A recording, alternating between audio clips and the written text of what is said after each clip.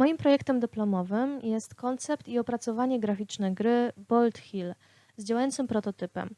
Został wykonany w pracowni gier i komiksów pod nadzorem doktora habilitowanego Daniela Mizieńskiego. Bolt Hill jest ciepłą i przyjazną grą. Ma przybliżyć graczom staropolskie tradycje i mitologię słowiańską. Inspiracją do stworzenia gry była legenda o corocznym sabacie czarownic organizowanym na szczycie Łysej Góry. Projektowanie mojej gry zaczęłam od zbadania rynku, który mnie interesuje i zebrania decyzji projektowych w jednym miejscu. W branży gier nazywa się to Game Design Document. Taki dokument zwykle opisuje gatunek gry, grupę docelową, zakres projektu, historię, podstawowe mechaniki, ale także wstępną prezentację dla potencjalnych wydawców. Moją grę tworzę w gatunku gier cozy.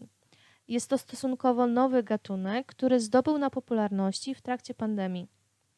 Są to gry skupiające się na prostych czynnościach i relaksie, w przeciwieństwie do tradycyjnych gier bazujących na walce i współzawodnictwie.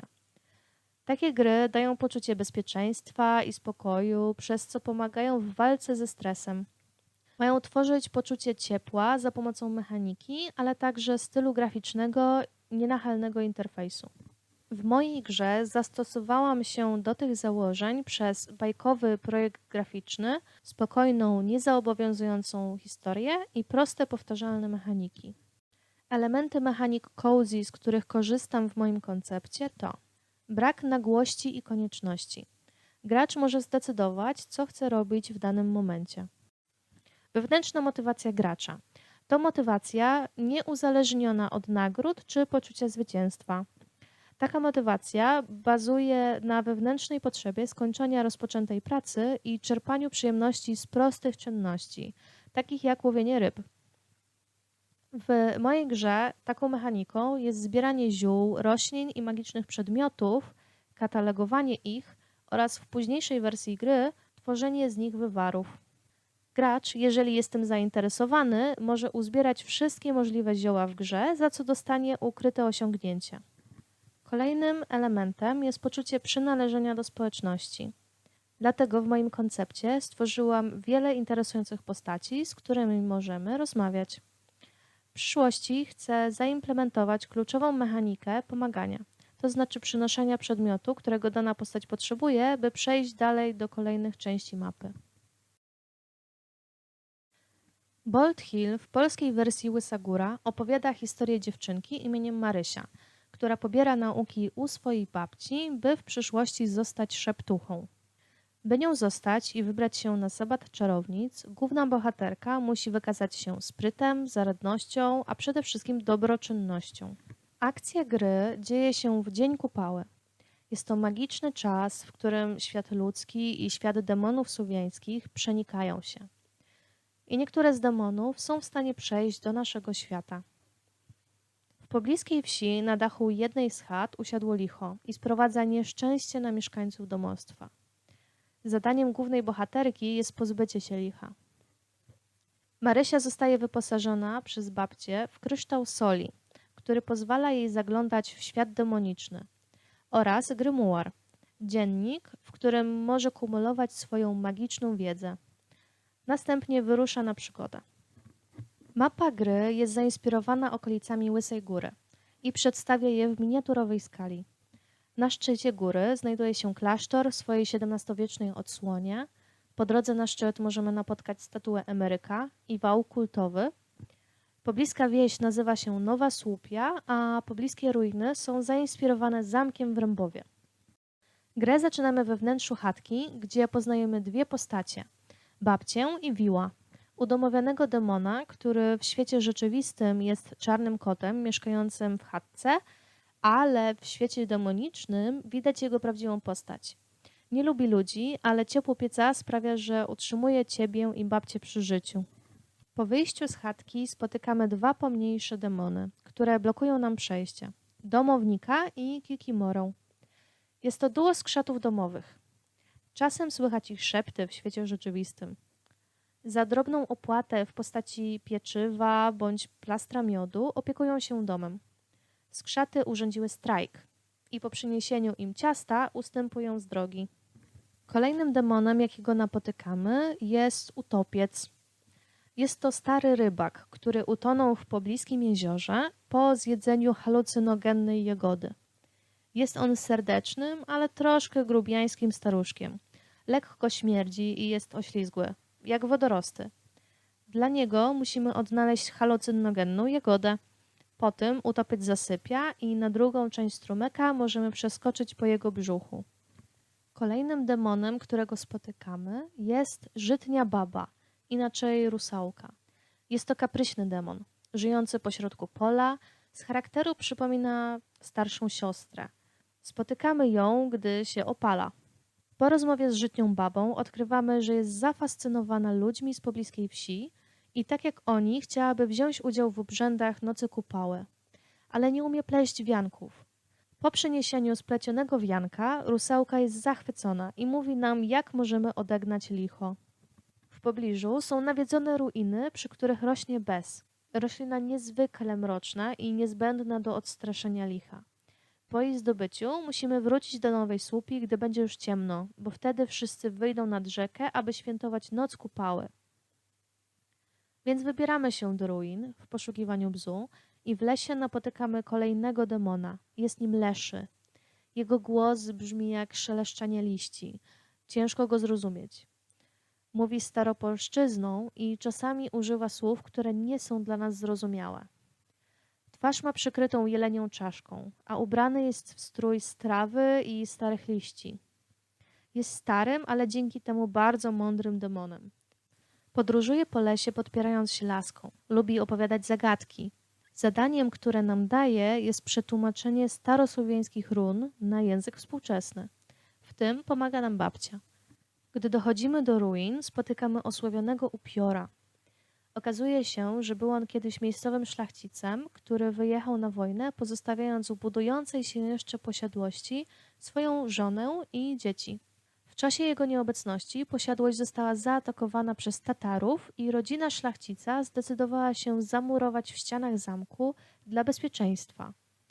Niestety wszyscy służący i budowniczy uciekli i nikt ich nie uratował. Do dzisiejszego dnia upiór błąka się po ruinach w poszukiwaniu swojej rodziny. By mu pomóc, prosimy Leszego o przywołanie wiatru w pobliżu ruin. To pomaga nam zwalić spróchniałe drzewo, które burzy ścianę zamku i uwalnia rodzinę szlachcica. No i na końcu spotykamy licho, które okazuje się nie być tak straszne, jak o nim mówią. Jest po prostu niezrozumiane. I po tym, jak się dowiaduje, że wyrządza komuś krzywdę, opuszcza wieś razem z Marysią. Gra kończy się sabatem, na który zabiera nas babcia, po wykonaniu zadania. Odbywa się on na szczycie Łysej Góry. Gdy docieramy na sam szczyt, widzimy zakon, ale okazuje się, że jeżeli spojrzymy na niego przez kryształ soli, w jego miejscu pojawiają się kobiety tańczące wokół wielkiego dębu. Dużą inspiracją dla mojego projektu były legendy otaczające Góry Świętokrzyskie, a w szczególności Łysą Górę. Skupiłam się na tej konkretnej lokalizacji ze względu na ciekawą historię tego miejsca. Od wieków szczyt Łysej Góry był ośrodkiem kultu religii Słowian. Jego pozostałością jest wał kultowy, otaczający partię szczytową wzniesienia. Wał nigdy nie został ukończony po przyjęciu chrześcijaństwa, ale według podań benedyktynów do czasów późnego średniowiecza nadal można było słyszeć dziwne dźwięki modłów dobiegające ze szczytu. Benedyktyni i okoliczni księża zwalczali ten pogański zwyczaj, nazywając go zlotem wiedźm i biesów. Stąd pochodzi legenda Łysej Góry, mówiąca o sabacie czarownic odbywającym się co roku w noc kupały na szczycie góry. Zaczęłam tworzenie wizualnej części gry od grafik koncepcyjnych. Przedstawiały one kluczowe lokacje i postacie, które miały znaleźć się w prototypie gry. Po poszukiwaniach stylu graficznego, który mi najbardziej odpowiada, zdecydowałam się na taki, który jest jak najbardziej zbliżony do tej grafiki. Następnym krokiem było przejście do produkcji. Razem z moim partnerem, który jest programistą, stworzyliśmy prototyp, który prezentował podstawowe mechaniki gry, takie jak prowadzenie dialogu, zbieranie magicznych elementów czy prowadzenie dziennika. Następnym krokiem było zaprojektowanie mapy. W silniku gry wyrzeźbiłam góry, doliny i rzeki. By oddać uczucie podróżowania po zacienionym lesie, bez zbytniego obciążenia dla silnika, jakie powodowałaby duża ilość liści, stworzyłam maskę zasłaniającą światło tylko w niektórych miejscach i za pomocą schematów blokowych dodałam do niej animację.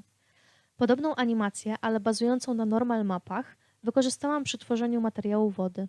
Następnie zajęłam się tworzeniem asetów do gry.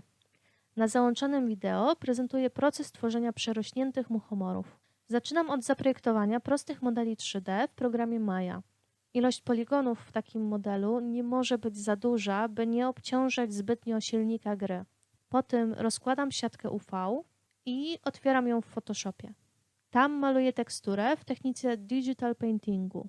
Po złożeniu i wyeksportowaniu pojedynczych modeli otwieram je w silniku, by zobaczyć, jak tekstura wygląda w oświetleniu sceny.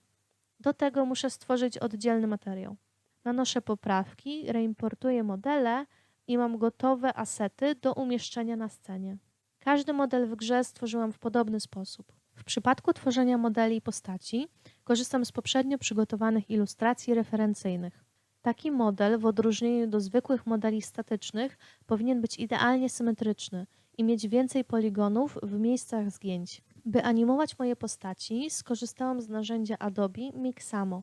Po drobnych poprawkach narzędzie było w pełni wystarczające do zanimowania moich modeli. W przypadku prostszych animacji, np. kot machający ogonem, wykonałam je sama. Jedną z głównych mechanik w mojej grze jest prowadzenie własnego grymuaru. Implementacja jej w pierwszej kolejności była dla mnie bardzo ważna, ponieważ w trakcie grania staje się kompendium wiedzy o słowiańskich tradycjach, polskich przesądach i szeptuchowym ziołolecznictwie. Dzięki temu jest w stanie przybliżyć graczowi polską kulturę w ciekawy, dowcipny i niezobowiązujący sposób. Przykładowo przedstawiam w nim różne zioła, znaczenie czerwonej wstążki przy kołysce i demony słowiańskie. Zawartość zielnika jest w dużej mierze bazowana na staropolskim ziołolecznictwie, zielniku księdza Kluka oraz zabobonach. W końcowych fazach projektu zajęłam się opracowaniem loga gry w wersji wertykalnej i horyzontalnej oraz ikon użytych w interfejsie użytkownika. Chciałam, by były czytelne, ale także spójne z resztą projektu. Przy tworzeniu konceptu i opracowania graficznego gry wiele się nauczyłam i poznałam nowe techniki, które będę wykorzystywać przy kolejnych produkcjach. Przeprowadzenie projektu pod nadzorem doktora Mizielińskiego od fazy pomysłu do prototypu, który niedługo będę mogła pokazać ewentualnemu wydawcy, jest niezastąpionym doświadczeniem i dało mi bazę, na której będę mogła budować kolejne projekty.